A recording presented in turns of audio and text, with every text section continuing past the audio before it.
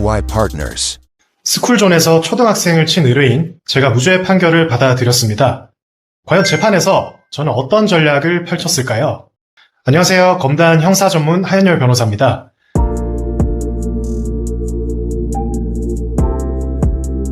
오늘은 제가 실제 수행했던 사건 하나를 소개해 드리려고 합니다.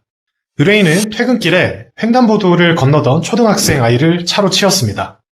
사고 직후 의뢰인은 차에서 곧장 내려 눈으로 어린아이의 상태를 확인하였을 뿐 119를 부르거나 병함을 건네주지 않은 상태로 현장을 이탈하였습니다. 이 때문에 일반 교통사고보다 훨씬 무겁게 처벌하는 스쿨존 뺑소니 혐의로 재판에 넘겨졌습니다. 누가 봐도 감옥에 갈 위기입니다. 이럴 때 변호사는 과연 어떤 전략을 펼쳐야 할까요? 오늘 분석할 사건은 정상적인 신호로 좌회전을 하던 운전자가 갑작스럽게 달려온 초등학생 아이와 부딪힌 사건입니다. 경찰과 검찰은 저희 의뢰인을 굉장히 엄격하게 다그쳤습니다.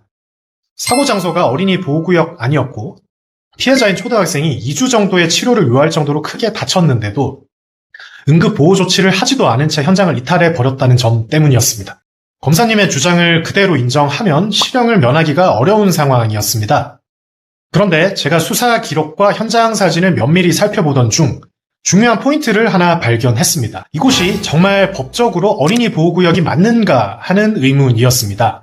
증거 기록상 포함된 서류에는 학교 근처 240m 부근이 어린이 보호구역으로 표시되어 있었습니다. 바닥에도 붉은색 칠이 되어 있었고요. 하지만 저는 법이 정한 표지판의 위치를 파헤치기 시작했습니다. 사고 현장을 직접 찾아가서 확인하고 증거 기록에 포함된 서류를 꼼꼼히 검토하기 시작했습니다.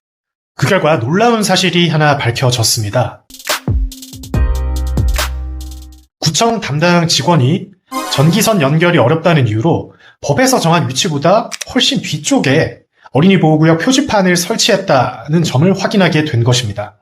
더 결정적인 것은 그 표지판 뒷면에 여기서부터 어린이 보호구역이 끝난다라는 표시가 기재되어 있었다는 점입니다.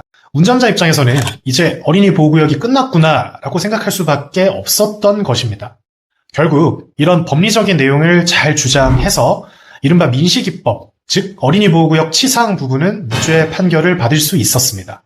하지만 이것만으로는 부족했습니다. 교통사고를 일으킨 상태에서 구호 조치를 하지 않고 현장을 이탈하면 그것 자체로 큰 문제가 되기 때문입니다. 공소장에는 아직 이른바 뺑소니로 불리는 도주치상 혐의가 남아 있었습니다. 그래서 저는 피해 아동의 이동 방식을 세밀히 분석하기 시작했습니다. CCTV와 블랙박스를 분석해보니 피해 아동인 초등학생은 자전거에서 내리지 않은 상태로 매우 빠른 속도로 자전거를 타고 횡단보도를 건너고 있었습니다. 법적으로 횡단보도에서 보호받는 보행자는 자전거에서 내려 자전거를 끌고 이동하는 사람뿐입니다. 즉, 자전거를 타고 이동하는 사람은 법적인 보행자로 보호받을 수는 없는 것입니다. 이 사건 당시 밤늦은 시간이었고 운전자는 반대편에서 차가 오는 것이 없다는 것을 확인한 후에 정상적으로 좌회전을 하고 있었습니다. 이때 보도에서 갑자기 튀어나오는 자전거를 예측하고 피할 수는 없는 것입니다. 운전자에게 횡단보도 앞에서 멈추지 않은 잘못, 즉 과실이 없다는 주장을 하게 되었습니다. 운전자에게 이 사건 교통사고에 대한 잘못 자체가 없다면 현장에서 도망치려던 마음, 즉 도주의 고의가 있는지 여부는 살필 필요도 없는 것입니다. 결국 이 사건은 법원에서 죄를 입증할 수 없다는 이유로 최종 전부 무죄 판결을 받을 수 있었습니다.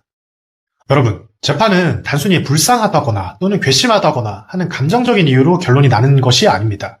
구청의 표지판 설치 오류나 피해자가 자전거를 탔는지 등과 같은 객관적인 근거를 찾는 것이 결과를 바꾸는 핵심입니다.